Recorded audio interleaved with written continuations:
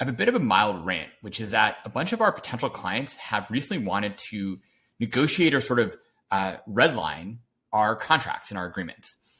For a bunch of reasons, founders should not be spending time on this work.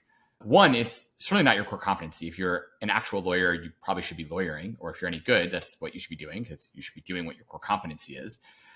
But second of all, the simple fact is a contract is only as strong as your willingness to enforce it. So therefore, if you are going to debate and negotiate and try to redline massively an agreement, you have to assume that you are going to try to enforce it in the future. And the simple fact is for a large majority of startups, you're never going to enforce it. Everything from that NDA all the way to the vendor contract.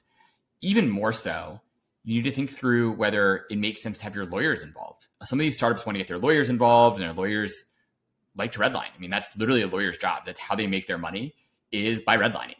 They will redline everything just for the heck of it. They will redline it because they don't like the comma in where it was put. They don't like the language that was used. It's not their standard template. So they will always try to redline things.